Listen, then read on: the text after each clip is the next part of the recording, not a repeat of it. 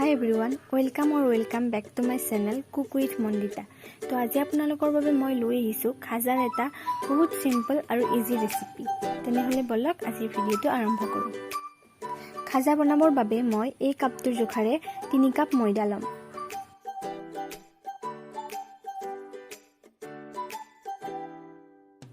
প্ৰথমতে মই আধা চামুচ নিমখ লৈছো কাৰণ মিঠা বস্তুত নিমখ দিলে টেষ্টটো ভাল লাগে আৰু এতিয়া মই 4 চামুচ ৰিফাইন্ড অইল দি দিম।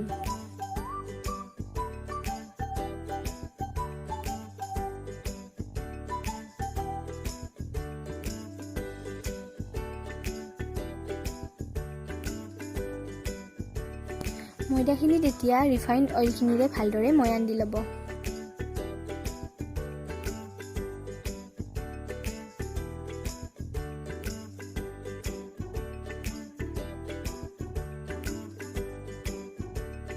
এইখিনি এতিয়া পানীৰে ভালদৰে মঠি লম।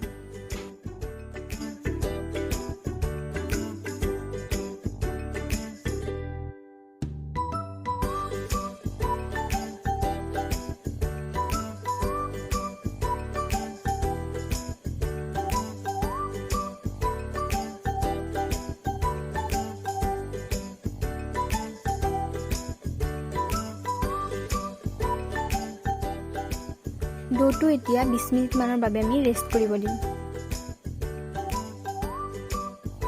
এতিয়া আমি সুগাৰ সিৰাপখিনি ৰেডি কৰি লম। সুগাৰ সিৰাপৰ বাবে মই 1.5 কাপ চেনি ব্যৱহাৰ কৰিছো।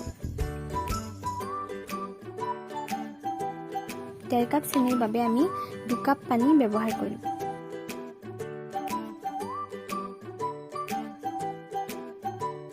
আৰু এইখিনি এতিয়া উতলিবলৈ গেছত বহাই দিম।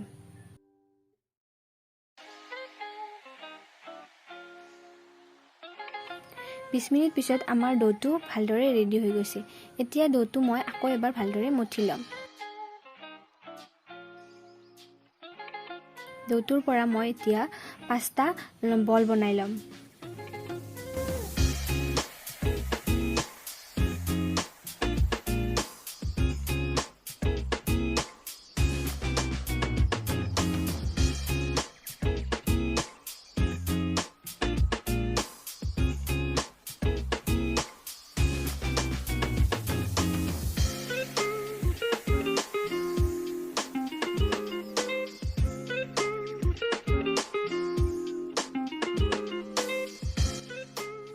আমাৰ সুগাৰ সিৰাপখিনি ভালদৰে উতলি আছে।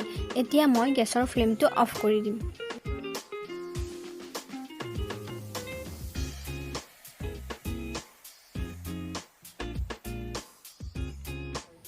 বলকেইটা এতিয়া মই ভালদৰে বেলি ল'ম।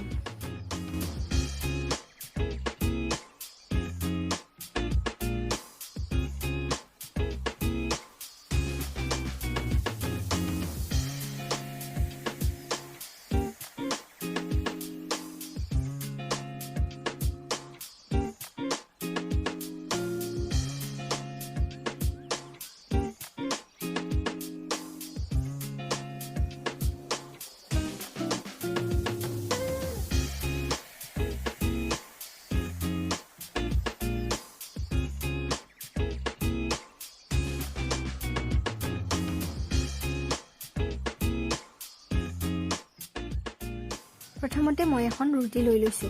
ৰুটিখনৰ ওপৰত মই ৰিফাইন্ড অইল দি ল'ম। আপোনালোকে ৰিফাইন্ড অইলৰ সলনি ঘি আৰু বাটাৰ যিকোনো এবিধ ইউজ কৰিব পাৰে। এতিয়া ৰুটিখনৰ ওপৰত ময়দাৰে ডাষ্টিং কৰি ল'ম। ডাষ্টিং কৰিলে আমাৰ খাজাৰ ভাজবোৰ ভালদৰে ওলাই পৰে। এতিয়া ৰুটিখনৰ ওপৰত আন এখন ৰুটি বহাই দিম।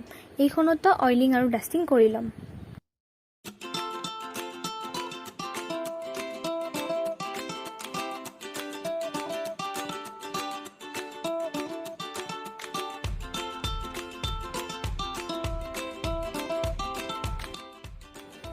এইদৰে বাকীকেইখনতো এই প্ৰচেছটো কৰি ল'ম।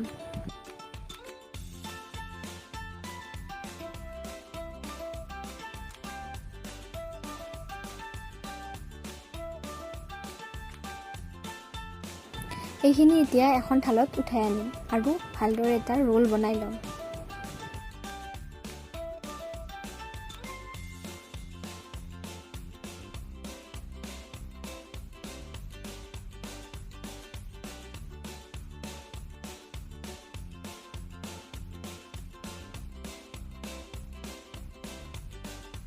এতিয়া ৰোলটোৰ শেষৰ অংশখিনিত পানী লগাই এইটো ভালদৰে লগাই দিম।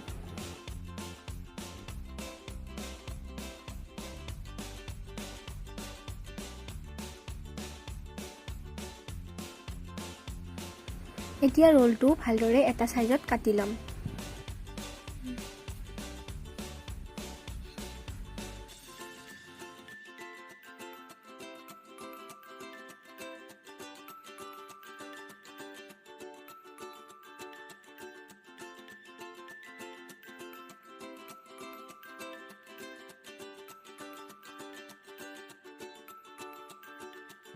এতিয়া ইয়াৰে পৰা এটা লৈ মই দেখুৱাৰ ধৰণে বেলি ল'ব।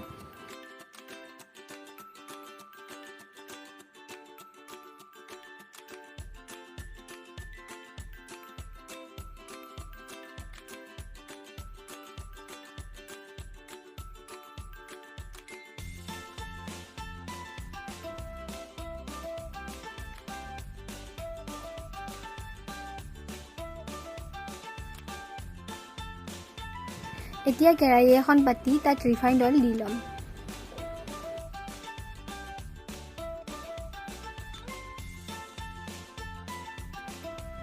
তেলখিনি অলপ গৰম হৈ অহাত বনাই থোৱা খাজাকেইটা এটা এটাকৈ দি দিম।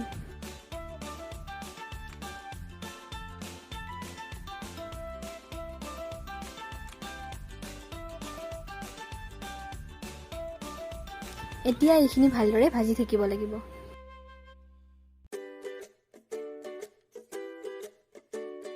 খাজাকেইটা এতিয়া ভালদৰে গোল্ডেন ব্ৰাউন হৈ গৈছে। এইকেইটা এতিয়া উঠাই ল'ম আৰু বাকী থকাকেইটা বহাই দিম।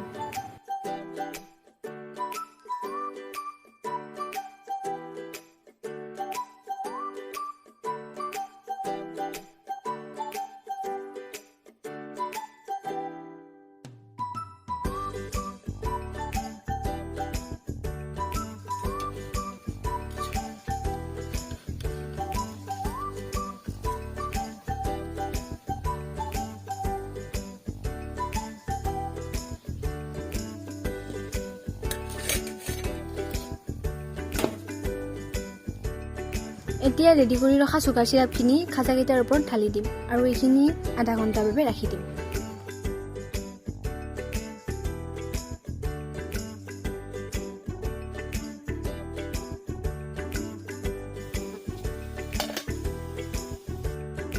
এইদৰে আমাৰ খাজাখিনি ৰেডি হৈ গ'ল।